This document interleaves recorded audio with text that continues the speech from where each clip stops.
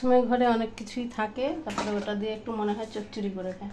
তো আজকে আমার একটু মনে হলো যে পুঁই ডাঁটা রয়েছে, পটল, ঝিঙাও ছিল দেয়নি, একটা আলু দিয়ে ছোট্ট মতো একটু চচ্চড়ি করছি।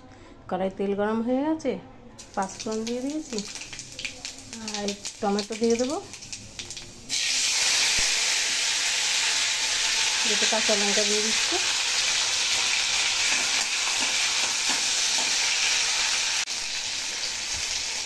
একটু লবণ দিয়ে দিচ্ছি,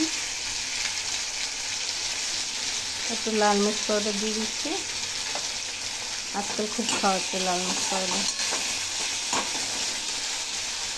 ঠিক আছে, এটা ঠিক চচ্চড়িতে গলে যাবে।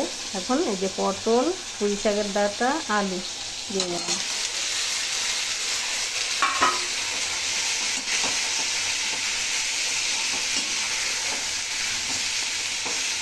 নাড়াচাড়া করে নিয়ে ঢেকে দিলাম।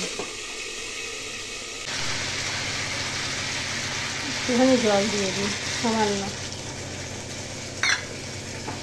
যাতে পটলটা ডাঁটাটা সিদ্ধ হয়ে যায়। একটু লাগে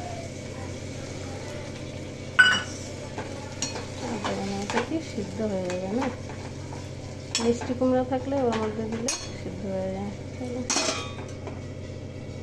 বন্ধুরা কত সুন্দর হয়েছে দেখছেন, গলেও গেছে, খুব সুন্দর জিনিস।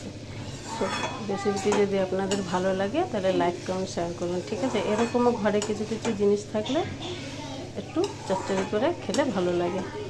আপনারা চিনি খেলে একটু চিনি দিতে পারেন, এখন আমি চিনি দেবো না এটাতে।